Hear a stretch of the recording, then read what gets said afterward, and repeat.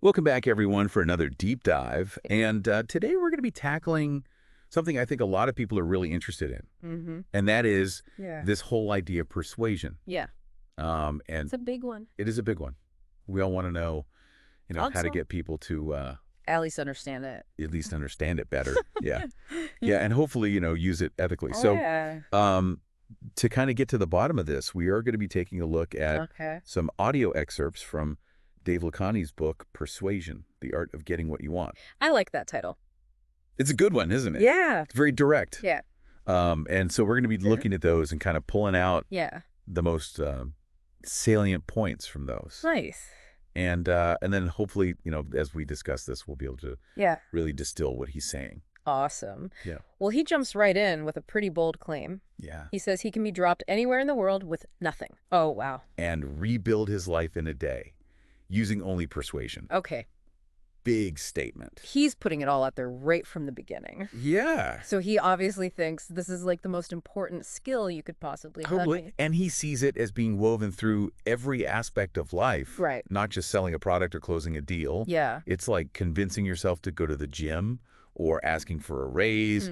It's everywhere. Yeah, we are constantly, either persuading ourselves or being persuaded or trying to persuade others. Yeah. So it really is like everywhere when you start to think about it. It is. Okay. So he makes a really important distinction right off the bat Okay. between persuasion and manipulation. Oh, that's good because we don't want to be manipulators. Right. We want to be ethical persuaders. Yeah. He's not about the dark arts here. Yeah. For Lakhani, the key difference really boils down to intent. Okay. Manipulation is about winning at all costs, often through deception. It only benefits the manipulator. Right, like the classic used car salesman. Exact. I feel like that's like the archetype. archetype. Yeah, you walk onto the lot just to look. Just to browse. Yeah, just to browse, and the next thing you know, you're driving off in a car you don't even need. Happens all the time.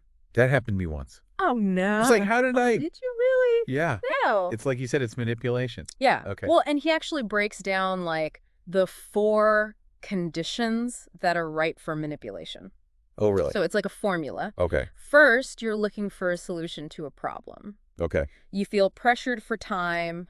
Right. You're worried about missing out. And you're facing someone who seems like this helpful expert. Like you used car salesman. Exactly. Yeah. They check all those boxes. And you don't realize until you're like signing the paperwork or something Right. that you've been. Probably. Yeah. Yeah. And that's why he argues that ultimately manipulation fails. It might work in the short term, Right. but it erodes trust. Yeah. And no one wants to do business with someone they don't trust. Exactly. True persuasion, he says, Yeah. aims for win-win solutions. I like that. Both sides benefit. Yeah. You build lasting relationships. Right. So that's Long game. the key difference. Yeah. Okay. So how do we master this ethical persuasion thing? Yeah. Like give us the blueprint. Right. What do we do? Well, his core idea is to develop a persuasive persona, Okay. but he's very clear that this isn't about faking it Right. or wearing a mask. Yeah. It's about cultivating genuine qualities that build trust and influence. Right. Because you can always spot a fake. Exactly. Yeah. Yeah. You can Yeah. try to put on a show, but eventually, People see through it. yeah, people see through it. Yeah. So you really do have to like live it. All right. Be authentic. You can't just like Yeah. pretend. It has to be real. Yeah. It made me think of Malcolm Gladwell's book, Blink, Oh, yeah. and that whole concept of thin slicing. Yeah. You know how we make these snap judgments about people? First impressions. Yeah, first impressions based on like very limited information. Absolutely. So it's like, if we apply that to Lakhani's idea, it's like Yeah. everything matters. Every detail. Yeah, even like the smallest details. Yeah, like your persona is what people are thin slicing. Right. It's the foundation for Yeah. everything that follows. That's like the first block in the pyramid. Yeah, totally. So, Okay, so how do we build this persuasive persona? yeah, let's get tactical here. Right. What are He breaks it down into 3 key elements. Okay. Appearance, Okay. your voice and communication style, and then how you position yourself overall. Okay, so it's like the whole package. The whole package. All right, let's start with appearances. Yeah. Does this mean we all have to become like Fashion gurus. fashion experts or something overnight. Not necessarily. Okay. But he does give this really detailed checklist So- for evaluating your appearance. Okay. And he really stresses the subconscious impact of visuals. So it's like we don't even realize it. Right. It's below the surface, Yeah. but it's influencing us. Okay, so what kind of things are on this checklist? Everything from hairstyle and clothing choices Good. to the condition of your shoes. He's really zooming in on the detail. And every detail matters. Have you looked in the mirror lately? I try to. I know I've been guilty of letting things slide, Me too. especially, Yeah. after the pandemic, it was like sweatpants every day. Yeah. You know? Comfort over everything. But okay, so we got to step it up. Back to the real world. Yeah. Yeah. So he's really big on the visuals. He is. And he even tells this funny anecdote Oh, yeah. about a doctor who showed up to see a patient covered in mud No. and like completely lost credibility. Wow. So it's like you can have all the knowledge in the world, but if you don't look the part, Doesn't matter. it doesn't translate. Yeah. So appearances really do matter. They do. All right, so how formal do we need to get? That's a good question. Like, do I need to be in a suit all the time? He doesn't say suit up all the time, Okay. but he emphasizes dressing appropriately for your audience. Okay. He has this rule dress to match your client's expectations or go one level above. Okay. It's about showing respect Right. and understanding their context. So if you're going to like a board meeting, Right. you probably should be in a suit.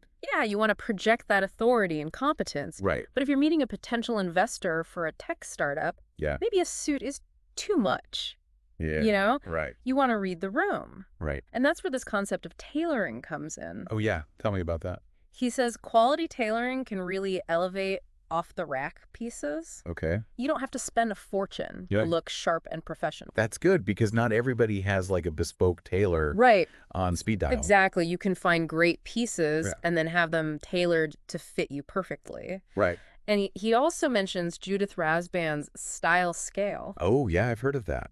Have you? Yeah. I'd love to hear more about it. Yeah. So this gives you a framework Okay. for understanding different levels of formality in clothing. Mm-hmm. It ranges from level 1, which is like super casual, Okay. think like sweatpants, Okay. to level 5, which is ultra formal, Got it. like white tie events. Okay. So most of us are probably somewhere Somewhere in between. in between. Yeah. Okay. The idea is to dress at the level appropriate Right. to the situation and your audience. So like if I'm meeting Yes. investors for my new tech startup, Yeah. I'm probably not going to show up in ripped jeans and a band t-shirt, Probably not, but I'm also probably not going to show up in a tuxedo.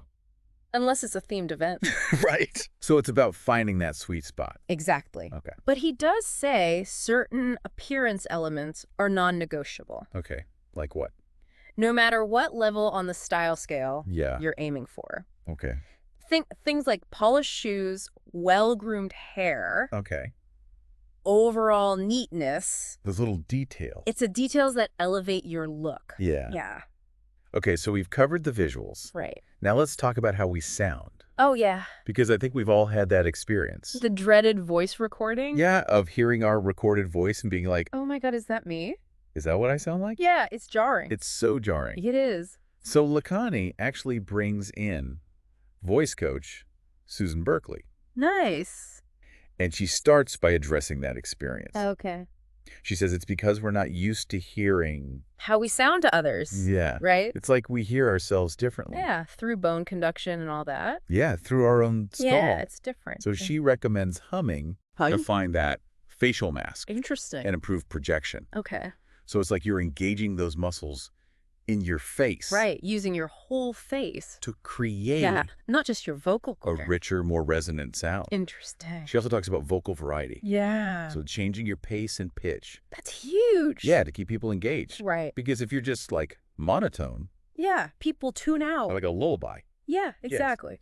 So think about those speakers you've heard Yeah. who just captivate you. Yeah. They're probably using their voice in a really dynamic way. Yeah. It's almost like, Like they're telling a story. yeah, exactly. Really engaging. And Lakhani says these presentation skills are important Yeah. even for phone calls Right. and one-on-one interactions. It's not just about being on stage. Right. It's about being present and engaging with your voice no matter what the setting. It's like your voice is your instrument, Totally. you know? Yeah. And you have to learn how to use it effectively. He even mentions Toastmasters as a great resource Oh, yeah. for practicing public speaking skills. Yeah, I've heard a lot of good things about Toastmasters. Yeah, you get to practice your delivery. Yeah. You get feedback. Right, in a supportive environment. Exactly. Yeah, that's great. It's a great way to kind of get over those nerves Right. and refine your style. So we've talked about how we look Yeah, and how we sound. 2 crucial elements. What about this idea of positioning? Okay. How does that fit in? So positioning is how you bring it all together. Oh, Your appearance, your communication, your overall presence. okay. It's about strategically presenting your persona Okay. to convey trustworthiness and expertise. So it's like crafting the whole package. The whole package. It's not just about the individual elements, but how they all work together Exactly. to create a cohesive impression. And he makes a distinction between this and posturing, Yeah. which is all about trying to appear a certain way without the substance to back it up. Without the substance. Yeah. So you're kind of faking it. Faking it. And he's saying that can really backfire Oh, yeah. because people can see through that. And it can sense it. You know, Yeah. it's much more effective to focus on genuine personal development. Right. So it's like working on yourself from the inside out. Yeah. Be the best version of yourself. And then that will project outward. And that will naturally draw people to you. Okay. He even dives into seemingly small things like mannerisms Oh, interesting. that can impact how you're perceived. So like little habits and things Yeah. that we might not even be aware of, Exactly. but that other people pick up on. Subconsciously. Yeah. So it's like, It's fascinating how much those subtle habits can influence others. so like body language, Body language, eye contact, eye contact, all those things. all of it. Okay. I'm going to have to start paying more attention. And sure, recordings are great for that. Oh, really? Yeah. To like see Yeah. yourself in. Yeah, to kind of get an outside perspective Oh, that's a good tip. on those habits you might not even be aware of. Okay. Yeah. So he talks about positioning, Mm-hmm. and then he also brings in etiquette expert Mercedes Alfaro, Oh, nice. which I thought was really interesting. Yeah, etiquette is fascinating. It is. It's all about those unwritten rules. Yeah, and it seems like they're constantly evolving too. They do evolve. You know, like yeah, what was considered proper etiquette right. 50 years ago Totally different. might be totally different now. Yeah. So it's like, how do you keep up with all of that?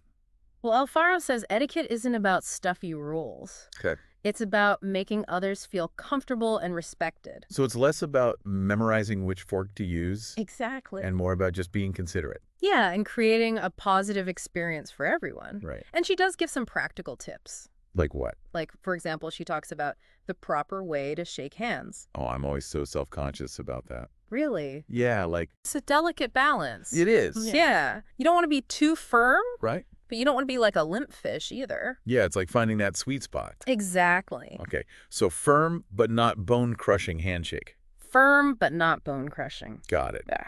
Okay, what else? What other etiquette gems? She also emphasizes the importance of cell phone etiquette. Oh, yeah, that's a big one. Especially in a business context. Right. Like, nothing says I'm not interested.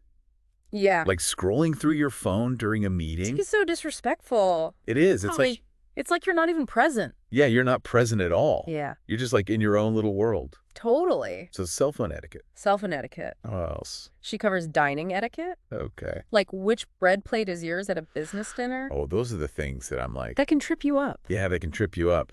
Yeah. But she emphasizes that knowing those details Right. can boost your confidence. Yeah. Right, because you're not worried about Yeah. making a faux pas. Yeah. And then you can actually focus on building relationships. Exactly. So it's like, It's about creating that smooth, positive interaction right. that ultimately enhances your persuasive power.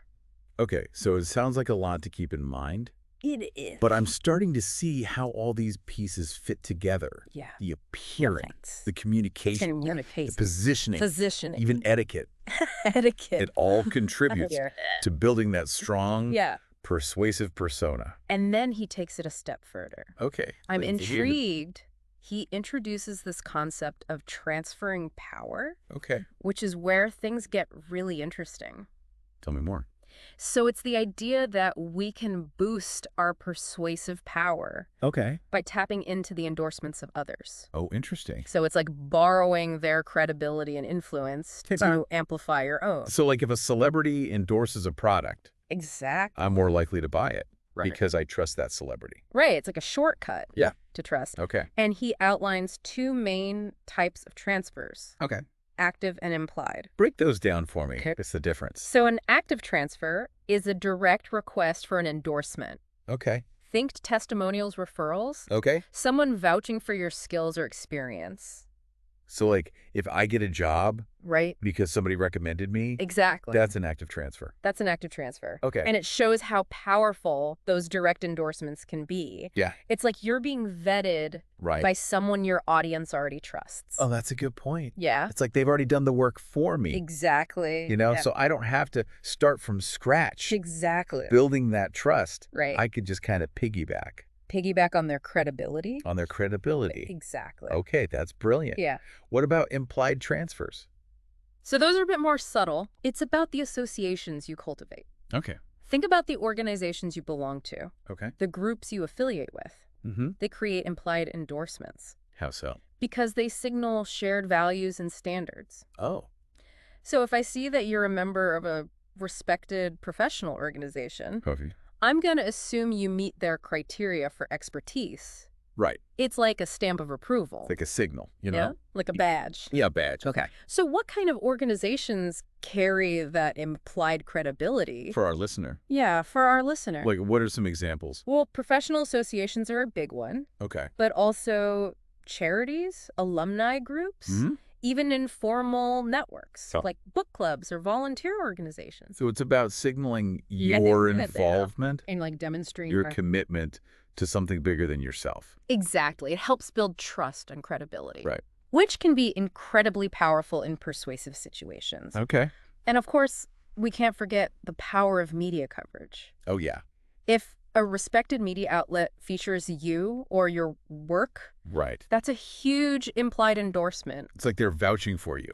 Exactly. It Yeah. adds a layer of legitimacy and authority. And then Lakhani also reminds us that giving endorsements freely Yes. can build reciprocal power. That's such an important point. It is. Yeah. You know, it's like, Be generous with your praise Yeah. and recommendations. and then hopefully A free book. people will strengthen your network. Return the favor. Exactly. You know? Yeah. Okay, so we've covered A lot of ground. a lot. Yeah. We've covered persona, we've covered endorsements. Endorsements. What other persuasive secrets Oh. does Lakhani reveal? He dives deep into the art of storytelling, Oh. which he calls a persuasive superpower. Okay. And for good reason. Why is that? Because stories have this unique ability Yeah. to bypass our logical defenses Okay. and connect with us on an emotional level, So it's like going right to the heart right to the heart. Yeah. It's not about instead of the head. facts and figures. Yeah. It's about emotion. Emotion. Yeah. And think about Yeah. how captivated you were Oh, yeah. by your grandparents' story. Absolutely. I was completely transported to another time and place, Right. you know? And that's what makes storytelling so persuasive. It's like you're living it. Yeah. You're experiencing the events firsthand. Yeah. And that's what makes it so powerful. So it's like a deeper level of understanding. A deeper level of understanding. Okay. But Lakhani emphasizes that these persuasive stories Yeah. aren't just random tales. Right. There's a strategy behind them. Okay. They're carefully constructed to achieve a specific goal. So it's not just like telling a bedtime story. Right. You know? There's like an intention behind it. There's an intention. Okay. Yeah. So how do we craft? Well, he gives a step-by-step process Okay. for crafting these persuasive stories. Give it to us. And it starts with knowing your story. Okay, so before you even start telling the story, you Yeah. have like a clear understanding You have to have a clear understanding of the key points you want to make. of your key points, Got it. the proof you have to support those points, Mm-hmm. and importantly, the emotional hooks Oh, the emotional hooks. that will resonate with your audience. So you really have to know your audience. Know your audience. Yeah. Absolutely. Okay. It's like building a case, Yeah. almost like a lawyer presenting evidence in court. Right. You have to have all your ducks in a row. Okay. So then what? Then you need to lay out your story. Okay. Structure it in a way that captures attention Okay. and builds to a compelling conclusion. So there's like an art to the storytelling itself. There, It's not just about the content of the story, it's about the delivery. but how you tell it. The delivery. Okay. Yeah. So what are some of the tips? He talks about using engaging delivery, strong eye contact, Mm-hmm. incorporating pauses for dramatic effect. Ooh, those pauses. Those pauses can be so powerful. Yeah. It's like You're giving the listener time to absorb Yeah. the information to let it sink in. Yeah. Yeah. and build anticipation. Exactly. Go ahead. And he also reminds us that persuasive storytelling works in written form, too. Oh, it's a good point. Not just verbally. Right. Think about sales letters, Okay. advertisements, even blog posts. Right. He uses Paul Harvey's The Rest of the Story technique. Oh, I love those. It's a great example, right? Like the way he'd build suspense and then go to a commercial break. Right. And then come back with like the resolution. It was like brilliant. It was so good. It kept you on the edge of your seat. And that's exactly what like effective storytelling does. It does. It pulls you in. It pulls you in and it makes you want to. It makes you want to know what happens next. Yeah, like what happens next. Yeah. Okay, So how do we put this into practice? Yeah, how do we craft these captivating stories that really resonate with people? Well, he suggests thinking about the different types of people you encounter and adapting your stories accordingly. So it's not a one-size-fits-all approach. Not at all. You really have to You have to understand your audience. Yeah, and tailor your message. Tailor your message. To their specific needs and desires. And he even provides this concrete example of how to weave storytelling into a hypothetical car sale. Oh, really? Yeah. So he breaks it down. He breaks it down like step by step, like how you weave in those testimonials and address objections through storytelling. It's fascinating. It is. Like, I'm starting to see how all these pieces fit together, right? Yeah. Building a persuasive persona, leveraging endorsements, and then weaving these compelling stories to really drive your message home. To really make it stick. Yeah.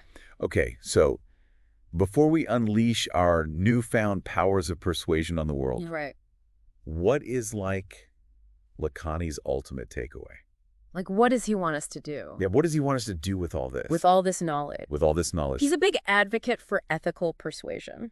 Okay, good. He wants us to use these techniques to build genuine connections, create win-win outcomes. Okay. His philosophy is when you focus on truly serving others, that's when you unlock like the highest form of persuasion. So it's not about manipulation? It's not about getting ahead at someone else's expense. It's about creating value, building relationships that benefit everyone involved. I love that. Yeah. It's like a very holistic approach. It is. And he leaves us with this really thought-provoking question. Okay. He talks about creating a cult-like following. Loyal customers. Okay, hold on. Yeah. Cult-like, is he talking about like starting a movement or something? Not in the literal sense. He's using it as a metaphor for the level of trust and loyalty you can build through ethical persuasion. I see. So how can you create an experience so exceptional, so perfectly aligned with your customers' needs that they wouldn't dream of going anywhere else? So it's like becoming indispensable to your audience. But not through like pressure or trickery, but through actually providing like incredible value and genuine service. Oh, yeah. Okay. It's about building that deep sense of connection that goes beyond just a transaction. I get it. So think about those brands or businesses that you're incredibly loyal to. Oh, yeah. What is it about them that keeps you coming back? What makes them stand out? What need are they fulfilling? That keeps you engaged and invested. I like that. Those are the questions he wants us to consider. Yeah, as we develop our own persuasive approach. This whole deep dive has been so eye-opening. It has. It really has. I feel like I have a whole new framework for thinking about persuasion. Yeah. It's not about tricks. It's not about manipulation. It's about authenticity. Building relationships. Creating genuine value. Yeah. And it's a journey. It's a journey. It's a continuous learning. He encourages us to pay attention to how others are using these techniques. Oh, that's good. Both ethically and unethically. Observe what works, what doesn't. Yeah. How you respond to different approaches. Yeah. It's about refining your own style. And finding what feels authentic to you. I love that. Yeah. It's like we've been given this toolbox. We have. But now it's up to us to use the tools responsibly. To use those tools responsibly and effectively. And who knows, maybe someday you'll be the one inspiring others with your persuasive powers. I'm ready. I'm excited to see it. I'm ready to put it all into practice. Go polish your shoes. I'm going to go polish my shoes. Craft those stories. Craft some captivating stories. Join Toastmasters. And maybe even join Toastmasters. Yeah. Until next time, fellow deep divers. Happy persuading. Keep learning. Keep questioning. And keep those persuasive minds sharp. So it's about like more than just like a surface level connection. It is. It's about like building that deep sense of resonance. Yeah. Where they feel like you get them. Right. You understand their needs. And their values. Their values, exactly. So think about like those brands or businesses that you are like ride or die for. Yeah, the ones you're like, I'm never leaving. Yeah. What is it about them? What makes them stand out in your mind? What need are they fulfilling that keeps you so engaged and invested? I like that those are good questions to ask ourselves. Yeah, those are the questions he wants us to consider as we develop our own approach. This whole deep dive has been so interesting. It has. I feel like I have such a different way of thinking about persuasion now.